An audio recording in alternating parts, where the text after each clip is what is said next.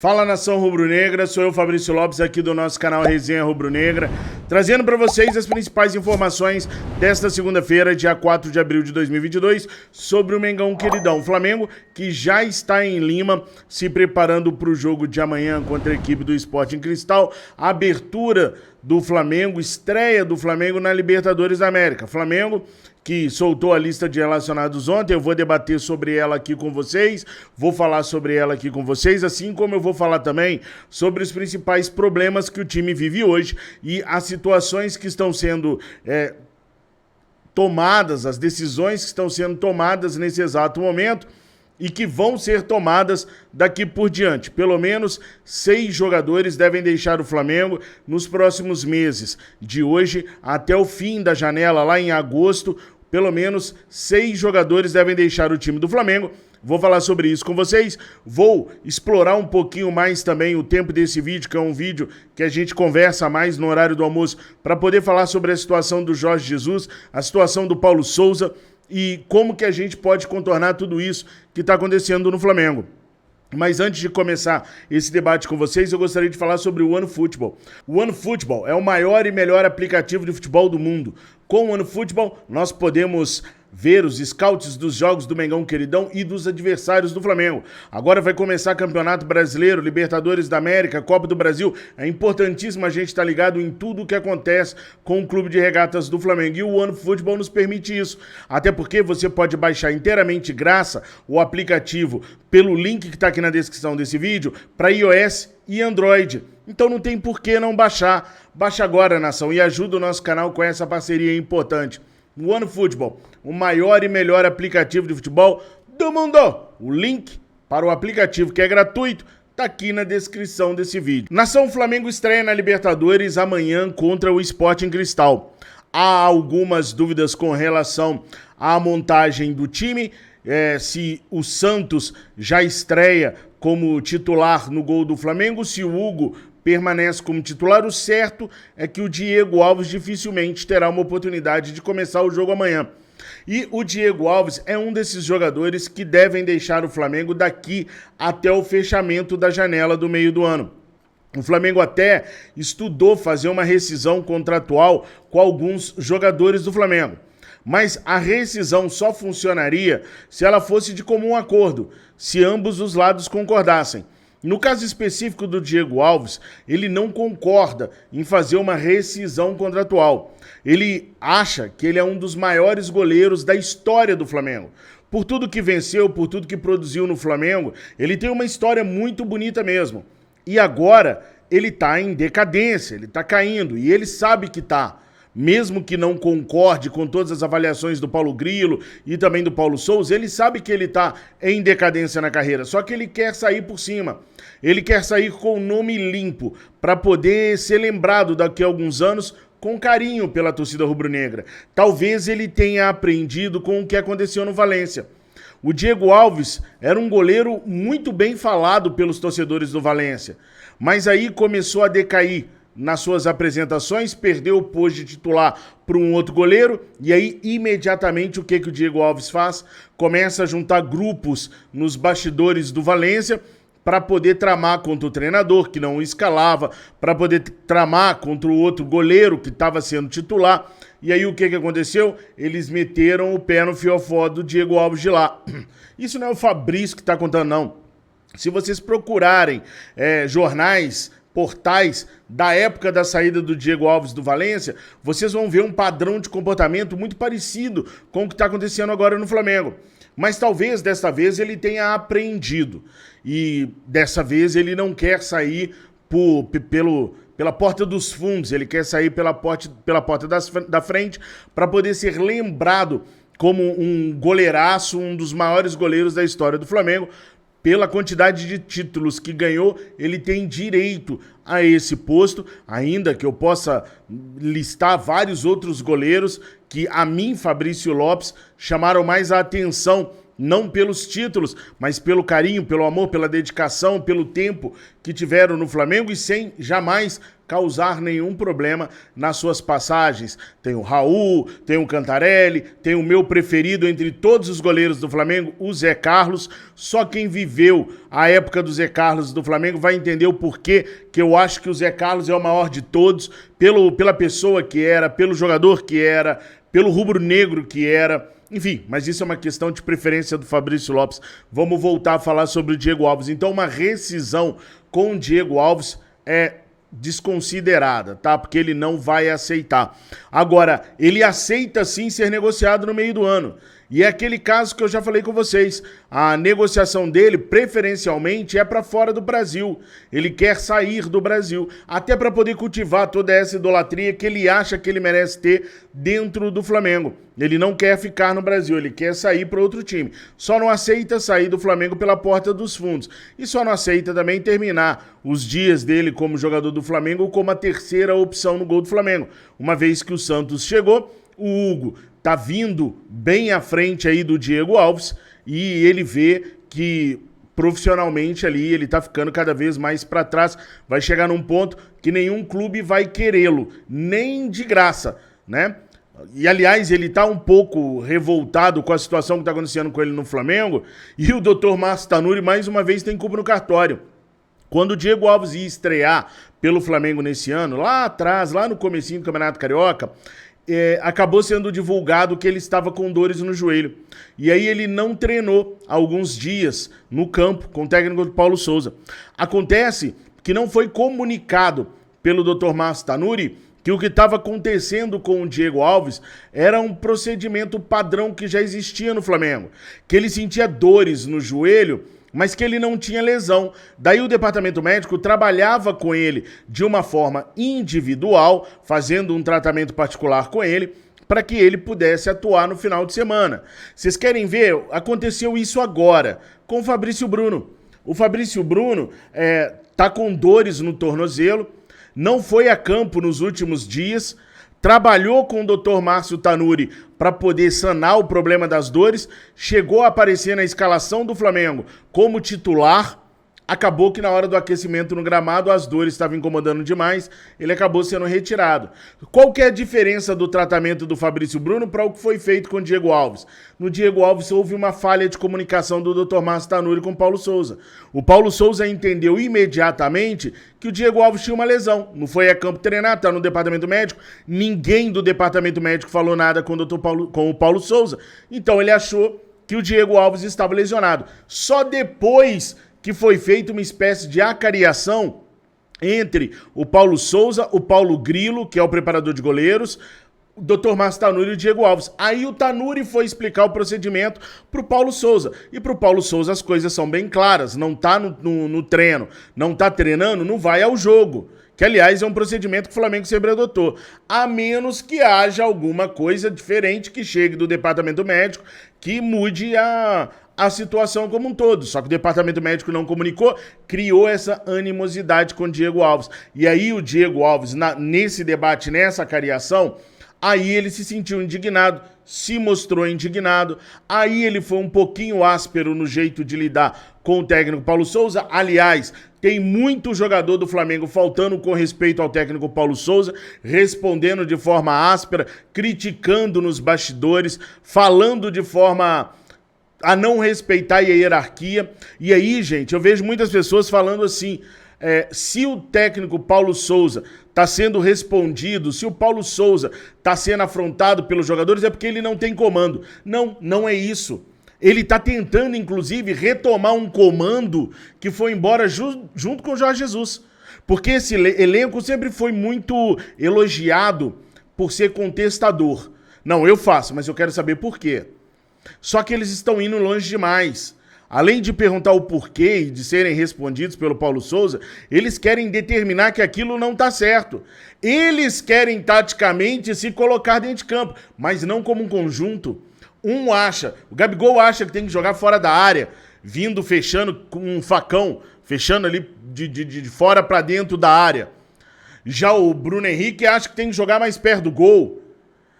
O Everton Ribeiro quer jogar pelo meio do lado direito, o Marinho quer jogar aberto pelo lado direito, então cada um quer decidir aonde vai jogar.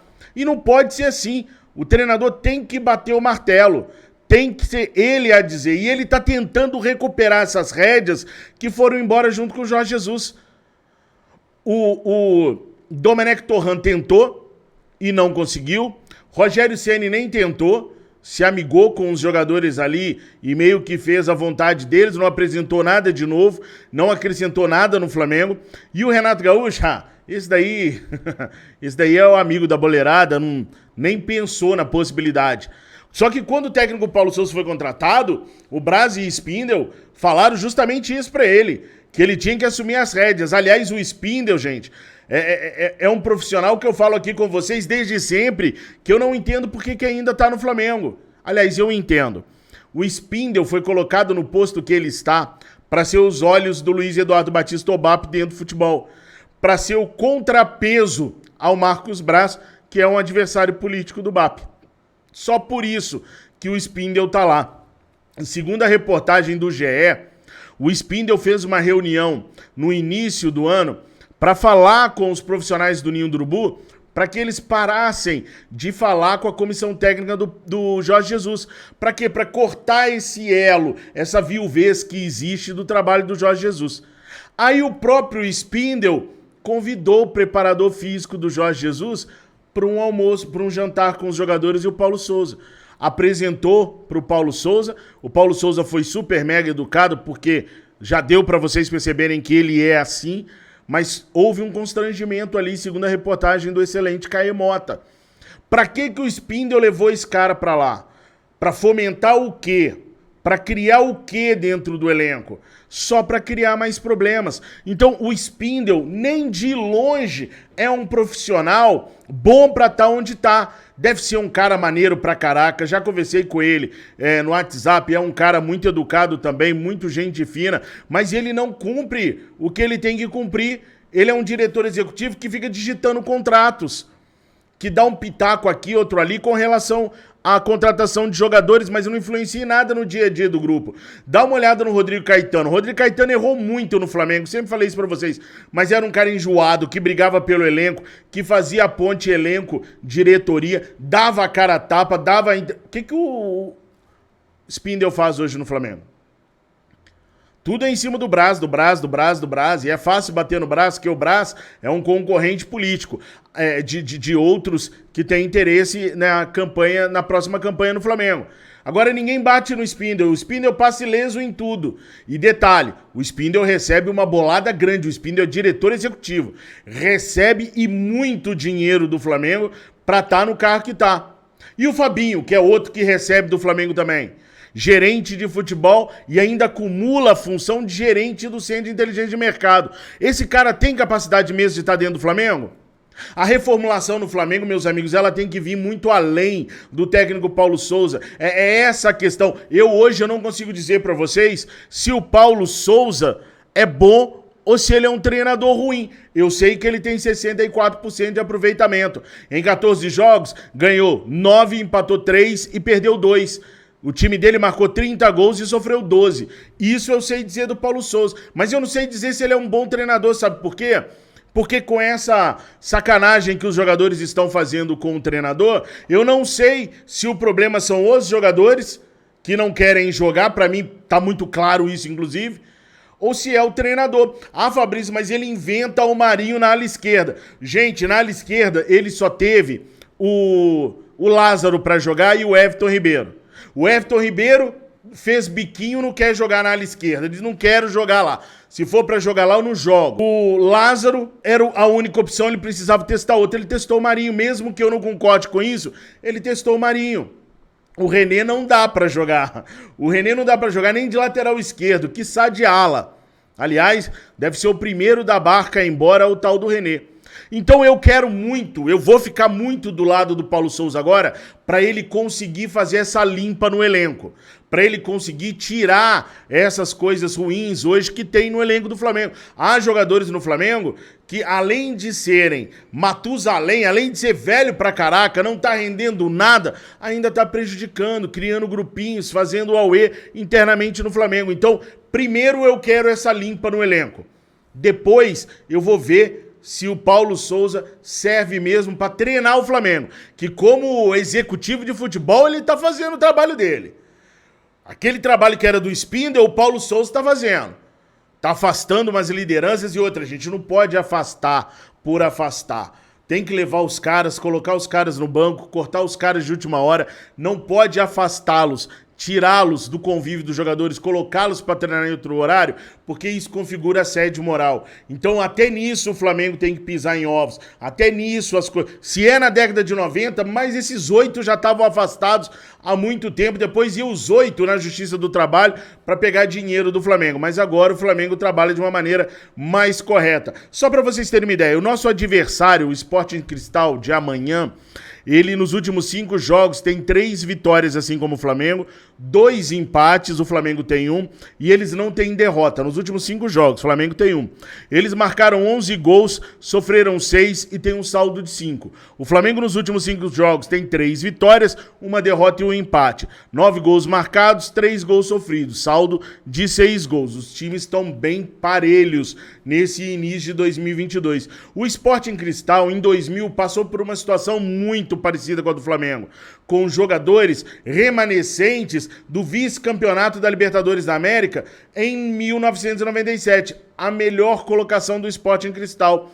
O grupo do Sporting Cristal de 97 até 2000 se achava muito como esse elenco de 2019 se acha hoje, é até dentro do mesmo período. O que a diretoria do Sporting Cristal fez? Vendo que a acomodação dos jogadores acontecia, contratou o técnico Paulo Autuori, brasileiro, que chegou lá em 2002, e ele fez essa limpa no elenco dos caras, tirando aqueles medalhões, Juninho, entre outros, Julinho, que era um brasileiro que jogava no Sport Cristal, entre outros medalhões que tinham chegado ao vice-campeonato da Libertadores 97, e foi remodelando o elenco junto com os garotos da base com novas contratações. Resultado, Paulo Autuori campeão peruano de 2002. Por que eu estou trazendo esse exemplo? Porque se a gente não reformular esse elenco, não adianta ficar pedindo Jorge Jesus, não adianta pedir Pep Guardiola, não adianta pedir o Klopp. Vai acontecer o problema, basta um desses treinadores que chegarem não fazer o que a panela quer. E não caiam nessa lorota que é só o Jorge Jesus que consegue, gente. Então o Flamengo tem que fechar as portas. Se os dirigentes acreditarem que é só o Jorge Jesus que consegue comandar esses jogadores, o Flamengo tem que fechar as portas. Porque se o Jorge Jesus fechar com outro clube, ou se ele tiver um infarto, Deus me livre e guarde, o Flamengo não vai conseguir mais lidar com esse grupo de jogadores. Virou um bando de boi marruá, que é indomável, que ninguém mais doma. Tá errado. Tá errado, a diretoria tem que ter pulso firme, tem que bater firme em cima desse elenco. E se não bater, a diretoria tem que caçar rumo. Tem que sair. Nós não podemos mais ouvir declarações como aquela do Marcos Braz, de que a questão não é cobrança, não, a questão é o quê, coração? Se não é cobrança, é o quê? É claro que a questão é cobrança. O Marcos Braz foi frouxo em 2006, foi frouxo em 2009, foi frouxo em 2010 e está sendo frouxo agora. Frouxo com um elenco. Respeitosamente falando, com um elenco. Tem que pegar pesado. Eu até entendo que nos outros anos era necessário ter uma flexibilização maior, porque a gente ficava devendo salários. Só que agora não, agora o salário é pago em dia, a estrutura é magnífica, não precisa ter elasticidade no tratamento com os jogadores. Pode ser mais duro, pode ser mais de cobrança em cima dos caras. A gente faz tudo o que eles querem. Não dá pra gente ficar pedindo Jorge Jesus a vida inteira. O Flamengo tem que andar, e eu acho um disparate a gente pedir Jorge Jesus até dezembro. Ah, vamos pegar ele até dezembro. Até dezembro ele aceita treinar. Que é isso, gente? O Flamengo ficou menor do que o Jorge Jesus?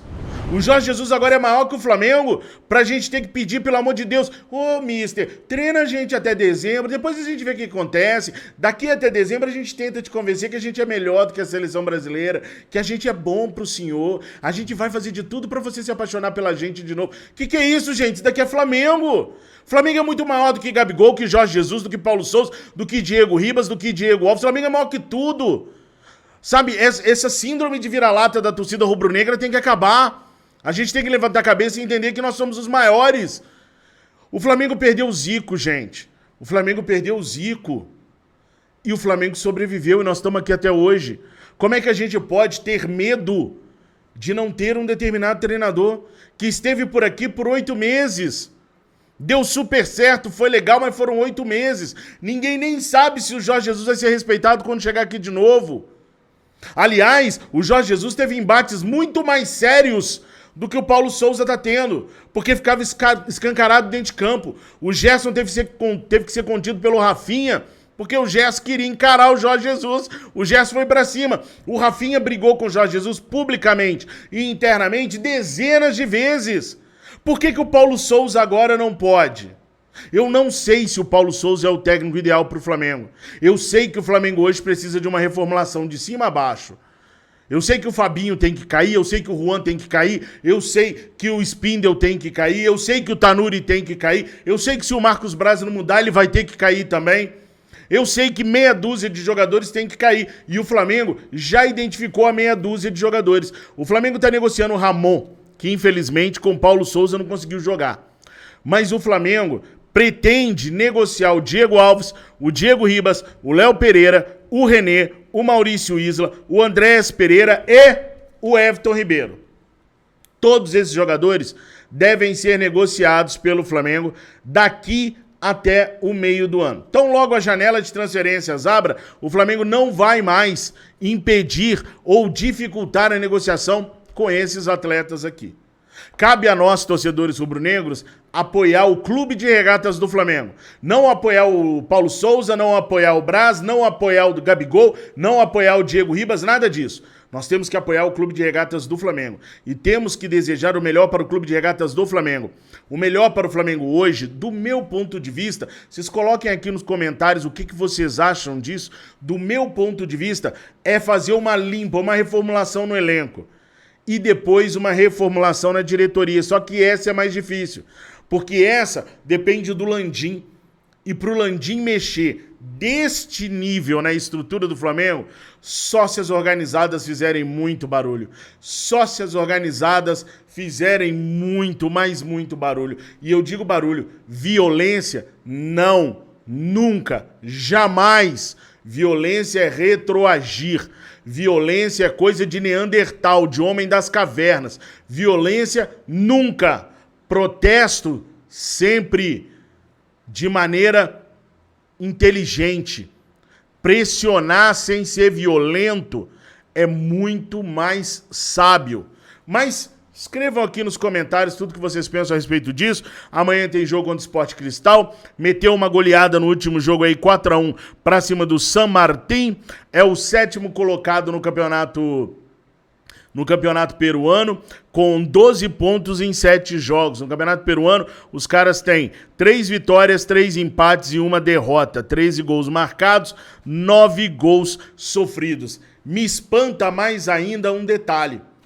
O Bruno Henrique e a sua explicação para o atraso dele da academia para o campo, porque hoje o Flamengo tem um sistema de multas para tudo, até para atrasos, como tinha com o Jorge Jesus. E o Bruno Henrique se atrasou para sair da academia e chegar no campo para treinar. Tomou multa e a justificativa do Bruno Henrique foi que os relógios do Ninho do Urubu, cada um estão no horário. Ou seja, ele sai da academia uma hora e chega no campo em outro. O Bruno Henrique queria sair da academia e chegar no campo no mesmo horário. O Bruno Henrique é sensacional, né? É uma figuraça o Bruno Henrique. Quem acompanha as redes sociais do Bruno Henrique sabe que essa justificativa é a cara dele. Mas passou o Campeonato Carioca sem dar nenhuma assistência e não marcou também nenhum gol. O que mostra que a obediência tática, aliás, a desobediência tática, está prejudicando esses jogadores, que eles acham que eles podem fazer o que querem. O Gabigol comemorou 9 gols. Nesse campeonato, podia ter feito 13, 14. Bastava obedecer taticamente o que o Paulo Souza falava. E se não fizesse, nesse momento nós criticaríamos apenas o Paulo Souza, não criticaríamos os jogadores. Escrevam, nação, deixa o like de vocês aqui no nosso canal, se inscrevam na nossa família de canais VVP, no Fla Nação VVP, no canal de cortes, já tem vídeo novo no canal de cortes hoje. Antes, os relacionados do Mengão Queridão: Andréas Pereira, Bruno Henrique, Davi Luiz, Diego Alves, Everton Ribeiro, Fabrício Bruno, Felipe Luiz, Gabigol, Gustavo Henrique, Hugo João Gomes, Lázaro, Léo Pereira, Marinho, Matheus Cunha, Matheus França e Mateuzinho, Pedro, Renê, Rodinei, o goleiro Santos, Thiago Maia e William Arão. Esses são os relacionados. Vitinho tá com lesão na coxa, não foi. Arrascaeta sentiu dores no tornozelo, não foi. Maurício Isla está lesionado no quadríceps, também não foi para o jogo. Além do Rodrigo Caio, que nesse domingo completou 4 meses sem entrar em campo pelo Mengão Queridão. Nação, por enquanto é isso. Eu volto a qualquer momento com mais informações do Mengão Queridão. Fiquem com Deus. Saudações rubro-negras.